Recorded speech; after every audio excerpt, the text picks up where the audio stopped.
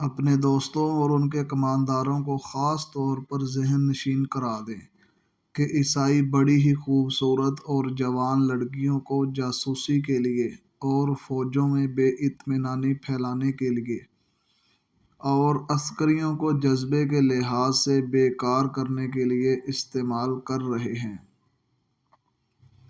میں نے مسلمانوں میں یہ کمزوری دیکھی ہے کہ عورت کے آگے ہتھیار ڈال دیتے ہیں۔ میں مسلمان عورت کو اس مقصد کے لیے دشمن کے علاقے میں کبھی نہیں بھیجوں گا۔ ہم عصمتوں کے محافظ ہیں، عصمت کو ہتھیار نہیں بنائیں گے۔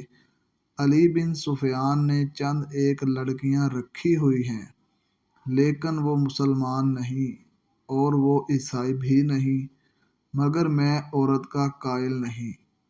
محافظ دستے کا کماندر خیمے میں آیا اور اطلاع دی کہ محافظ کچھ لڑکیوں اور آدمیوں کو ساتھ لائے ہیں۔ سلطان صلاح الدین ایوبی رحمۃ اللہ علیہ باہر نکلا، اس کے تینوں سالار بھی تھے۔ باہر 5 آدمی کھڑے تھے جن کے لمبے چوغے، دستاریں اور ڈیل ڈول بتا رہی تھی کہ تاجر ہیں اور سفر میں ہیں۔ ان کے ساتھ 7 لڑکیاں تھیں، 7ویں جوان تھی اور ایک سے ایک بڑھ کر خوبصورت۔ ان محافظوں میں سے ایک نے، جو سلطان پر تیر چلانے والے کی تلاش میں گئے تھے، بتایا تھا کہ انہوں نے تمام علاقوں میں چھان مارا، انہیں کوئی آدمی نظر نہیں آیا۔ دور پیچھے گئے سالار نے پوچھالی ہے۔ محافظ نے جواب دیا، یہ کہتے ہیں کہ تاجر ہے اور کوئی ہتھیار نہیں۔ اس نے 5 خنجر سلطان صلاح الدین ایوبی کے قدموں میں رکھ دیے، ہم مراکش کے تاجر ہیں۔ ایک تاجر نے کہا، سکندریہ تک جائیں گے، 2 روز گزرے، ہمارا قیام یہاں سے 10 کوس پیچھے تھا۔ پرسوں شام یہ لڑکیاں ہمارے پاس آئی، ان کے کپڑے بھیگے ہوئے تھے، انہوں نے بتایا کہ یہ سسلی کی رہنے والی ہیں۔ انہیں عیسائی فوج کا ایک کماندار گھر سے پکڑ کر ساتھ لے آیا اور ایک بحری جہاز میں سوار کیا۔ ان کے ماں باپ غریب ہیں، یہ کہتی ہیں کہ بے شمار جہاز اور کشتیاں چل پڑی۔ لڑکیوں والے جہاز میں چند اور کماندار قسم کے آدمی تھے اور ان کی فوج بھی تھی۔ وہ سب ان لڑکیوں کے ساتھ شراب پی کر عیش و عشرت کرتے رہے۔ اس ساحل کے قریب آئے تو جہازوں پر آگ کے گولے گرنے لگے، تمام لوگ جہازوں سے سمندر میں کودنے لگے۔ ان لڑکیوں کو انہوں نے ایک کشتی میں بٹھا کر جہاز سے سمندر میں اتار دیا۔ یہ بتاتی ہیں کہ انہیں کشتی چلانی نہیں آتی تھی، کشتی سمندر میں ڈولتی اور بھٹکتی رہی، پھر ایک روز خود ہی ساحل سے آ لگی۔ ہمارا قیام ساحل کے ساتھ تھا، یہ ہمارے پاس آ گئی، بہت ہی بری حالت میں تھی۔ ہم نے انہیں پناہ میں لے لیا، انہیں ہم دھتکار تو نہیں سکتے تھے، ہمیں کچھ سمجھ نہیں آ رہی تھی کہ ان کا کیا کریں۔ پچھلے پڑاؤ سے یہاں تک انہیں ساتھ لائے ہیں، یہ سوار آ گئے ہیں اور ہمارے سامان کی تلاشی لینے لگے۔ ہم نے ان سے تلاشی کی وجہ پوچھی تو انہوں نے بتایا کہ سلطان صلاح الدین ایوبی رحمۃ اللہ علیہ امیر مصر کا حکم ہے۔ ہم نے ان کی منت سماجت کی کہ ہمیں اپنے سلطان کے حضور لے چلو، ہم عرض کریں گے کہ ان لڑکیوں کو اپنی پناہ میں ہم سفر میں ہیں، انہیں کہاں کہاں لیے پھریں گے۔ لڑکیوں سے پوچھا تو وہ سسلی کی زبان بول رہی تھی، وہ ڈری ڈری سی لگتی تھی، ان میں سے 2-3 اکٹھی ہی بولنے لگی۔ سلطان صلاح الدین ایوبی رحمۃ اللہ علیہ نے تاجروں سے پوچھا کہ ان کی زبان کون سمجھتا ہے؟ ایک نے بتایا کہ صرف میں سمجھتا ہوں، یہ التجا کر رہی ہیں کہ سلطان انہیں پناہ میں لے لیں، کہتی ہیں کہ ہم تاجروں کے قافلے کے ساتھ نہیں جائیں گی، کہیں ایسا نہ ہو کہ راستے میں ڈاکو ہمیں اٹھا کر لے جائیں۔ ادھر جنگ بھی ہو رہی ہے، ہر طرف عیسائیوں اور مسلمانوں کے سپاہی بھاگتے دوڑتے پھر رہے ہیں۔ ہمیں سپاہیوں سے بہت ڈر آتا ہے۔ ایک لڑکی نے کچھ کہا تو اس کی زبان جاننے والے تاجر نے سلطان ایوبی سے کہا، یہ کہتی ہے کہ ہمیں مسلمانوں کے بادشاہ تک پہنچا دو، ہو سکتا ہے اس کے دل میں رحم آ جائے۔ ایک اور لڑکی بول پڑی، اس کی آواز رندھائی ہوئی تھی۔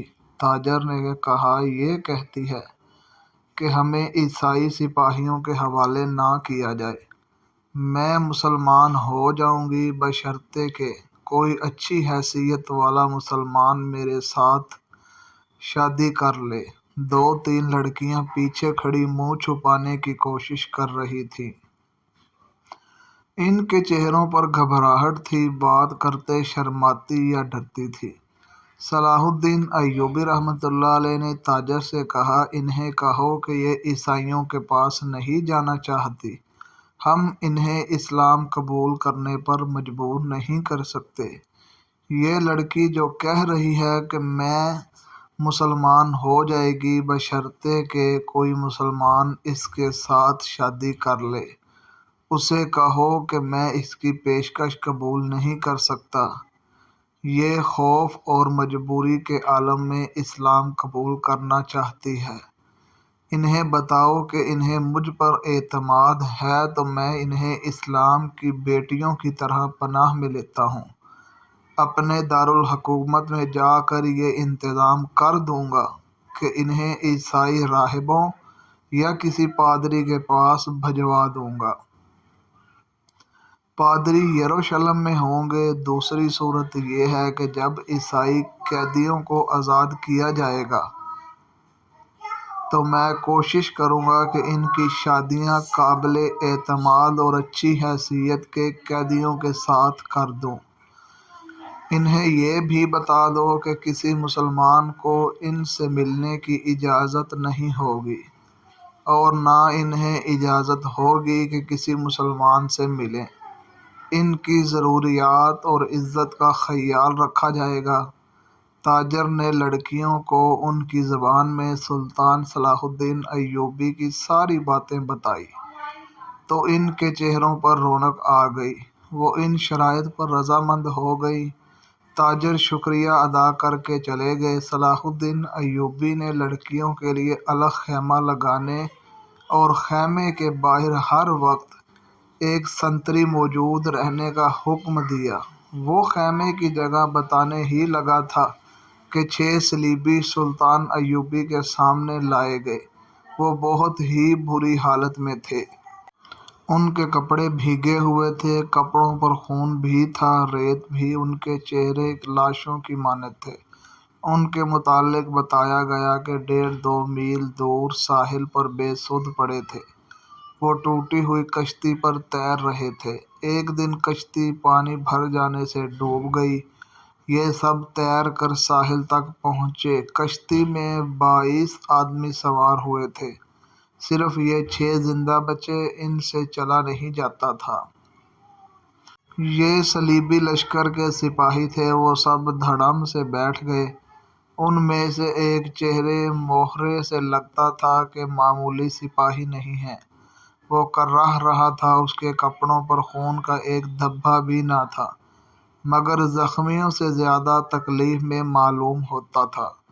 اس نے 7 لڑکیوں کو غور سے دیکھا اور پھر کراہنے لگا۔ یہ صلاح الدین ایوبی کا حکم تھا کہ ہر ایک قیدی اسے دکھایا جائے۔ چونکہ قیدی ابھی تک سمندر سے بچ کر نکل رہے تھے، اس لیے ہر ایک قیدی سلطان ایوبی کے سامنے لایا جاتا تھا۔ اس نے قیدیوں کو بھی دیکھا، کسی سے کوئی بات نہ کی۔ البتہ اس قیدی کو جو سب سے زیادہ کراہ رہا تھا اور جس کے جسم پر کوئی زخم بھی نہ تھا، سلطان نے غور سے دیکھا اور آہستہ سے اپنے سالاروں سے کہا، علی بن سفیان ابھی تک نہیں آیا۔ ان تمام قیدیوں سے جو اب تک ہمارے پاس آ چکے ہیں، بہت کچھ پوچھنا ہے، ان سے معلومات لینی ہے۔ اس نے اس قیدی کی طرف دیکھ کر کہا، یہ آدمی کمانڈر معلوم ہوتا ہے، اسے نظر میں رکھنا اور جب بھی علی بن سفیان آئے تو اسے کہنا کہ اس سے تفصیلی پوچھ گچھ کرے، معلوم ہوتا ہے اسے اندر کی چوٹیں آئی ہیں، شاید پسلیاں ٹوٹی ہوئی ہیں، انہیں فوراً زخمی قیدیوں کے خیموں میں پہنچا دو، انہیں کھلاؤ اور ان کی مرہم پٹی کرو۔ قیدیوں کو اس طرف لے جایا گیا جس طرف زخمی قیدیوں کے خیمے تھے۔ لڑکیاں انہیں جاتا دیکھتی رہی، پھر ان لڑکیوں کو بھی لے گئے۔ فوج کے خیموں سے تھوڑی دور لڑکیوں کے لیے خیمہ نصب کیا جا رہا تھا۔ وہاں سے کوئی 100 قدم دور زخمی قیدیوں کے خیمے تھے، وہاں بھی ایک خیمہ گاڑا جا رہا تھا اور 6 نئے زخمی قیدی زمین پر لیٹے ہوئے تھے۔ لڑکیاں ان کی طرف دیکھ رہی تھیں، دونوں خیمے کھڑے ہو گئے۔ لڑکیاں اپنے خیمے میں چلی گئی اور زخمیوں کو ان کے اپنے خیمے میں لے گئے۔ ایک سنتری لڑکیوں کے خیمے کے باہر کھڑا ہو گیا۔ لڑکیوں کے لیے کھانا آ گیا جو انہوں نے کھا لیا۔ پھر ایک لڑکی خیمے سے نکل کر اس خیمے کی طرف دیکھنے لگی جس میں نے 6 زخمی قیدیوں کو لے گئے تھے۔ اس کے چہرے پر اب گھبراہٹ اور خوف کا کوئی تاثر نہیں تھا۔ سنتری نے اسے دیکھا اور اس نے سنتری کو دیکھا۔ لڑکی نے مسکرا کر اشارہ کیا کہ وہ زخمیوں کے خیمے کی طرف جانا چاہتی ہے۔ سنتری نے سر ہلا کر اسے روک دیا۔ لڑکیوں کو خیمے سے دور جانے یا کسی سے ملنے کی اجازت نہیں تھی۔ لڑکیوں اور 6 زخمیوں کے خیموں کے درمیان بہت سے درخت تھے۔ بائیں طرف مٹی کا ایک ٹیلہ تھا جس پر جھاڑیاں تھیں۔ سورج غروب ہو گیا، پھر رات تاریک ہونے لگی۔ کیمپ کے غل غبارے پر نیند غالب آنے لگی اور پھر زخمیوں کے کراہنے کی آوازیں رات کے سکوت میں کچھ زیادہ ہی صاف سنائی دینے لگیں۔ دور پرے بحیرہ روم کا شور دبی دبی مسلسل گونج کی طرح سنائی دے رہا تھا۔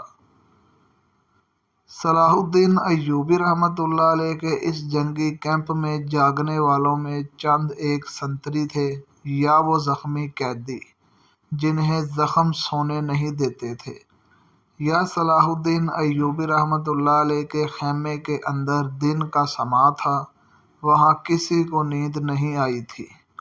سلطان صلاح الدین ایوبی رحمۃ اللہ علیہ کے 3 سالار اس کے پاس بیٹھے تھے اور باہر محافظ دستہ بیدار تھا۔ سلطان صلاح الدین ایوبی نے ایک بار پھر کہا، علی بن سفیان ابھی تک نہیں آیا؟ اس کے لہجے میں تشویش تھی۔ اس نے کہا، اس کا قاصد بھی نہیں آیا، اگر کوئی گڑبڑ ہوتی تو اطلاع آ چکی ہوتی۔ ایک سالار نے کہا، معلوم ہوتا ہے وہاں سب ٹھیک ہے۔ امید تو یہی رکھنی چاہیے، صلاح الدین ایوبی نے کہا، لیکن 50,000 کے لشکر نے بغاوت کر دی تو سنبھالنا مشکل ہو جائے گا۔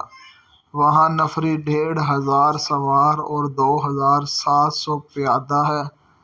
ان کے مقابلے میں سوڈانی بہتر اور تجربہ کار عسکری ہیں اور تعداد میں بہت زیادہ۔ ناجی اور اس کے سازشی ٹولے کے خاتمے کے بعد بغاوت ممکن نظر نہیں آتی۔ ایک اور سالار نے کہا، قیادت کے بغیر سپاہی بغاوت نہیں کریں گے، پیش بندی ضروری ہے۔ صلاح الدین ایوبی نے کہا، لیکن علی آ جائے تو پتہ چلے گا کہ پیش بندی کس قسم کی جائے۔ صلیبیوں کو روکنے کے لیے تو سلطان ایوبی خود آیا تھا، لیکن دارالحکومت میں سوڈانی فوج کی بغاوت کا خطرہ تھا۔ علی بن سفیان کو سلطان ایوبی نے وہیں چھوڑ دیا تھا تاکہ وہ سوڈانی لشکر پر نظر رکھے اور بغاوت کو اپنے خصوصی فن سے دبانے کی کوشش کرے۔ اسے اب تک صلاح الدین ایوبی کے پاس آ کر وہاں کے احوال و قوائف بتانے تھے، مگر وہ نہیں آیا تھا، جس سے سلطان صلاح الدین ایوبی بے چین ہوا جا رہا تھا۔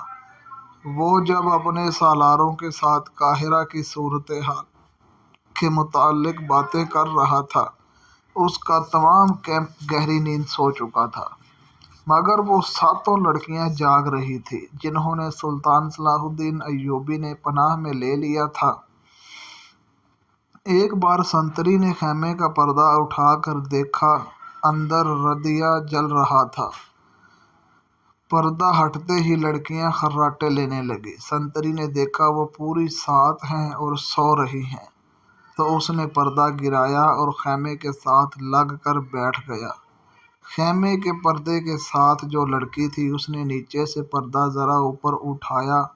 پردہ آہستہ سے چھوڑ کر اس نے ساتھ والی کے کان میں کہا، بیٹھ گیا ہے۔ ساتھ والی نے اگلی لڑکی کے کان میں کہا، بیٹھ گیا ہے، اور اس طرح کانوں کانوں میں یہ اطلاع ساتوں لڑکیوں تک پہنچ گئی کہ سنتری بیٹھ گیا ہے۔ ایک لڑکی جو خیمے کے دوسرے دروازے کے ساتھ تھی آہستہ سے اٹھ کر بیٹھی اور بستر سے نکل گئی۔ بستر زمین پر بچھے تھے، اس لیے اوپر لینے والے کمبل اس طرح بستر پر ڈال دیے جیسے ان کے نیچے لڑکی لیٹی ہوئی ہے۔ وہ پاؤں پر سرکتی خیمے کے دروازے تک گئی، پردہ ہٹایا اور باہر نکل گئی۔ باقی 6 لڑکیوں نے آہستہ آہستہ خراٹے لینے شروع کر دیے۔ سنتری کو معلوم تھا کہ یہ سمندر سے بچ کر نکلی ہیں، پناہ گزین لڑکیاں ہیں، کوئی خطرناک قیدی تو نہیں۔ وہ بیٹھ کر اونگتا رہا۔ لڑکی دبے پاؤں ایسے رخ پر ٹیلے کی طرف چلتی گئی جس رخ سے اس کے اور سنتری کے درمیان خیمہ حائل رہا۔ ٹیلے کے پاس پہنچ کر اس نے اس خیمہ کا رخ کر لیا۔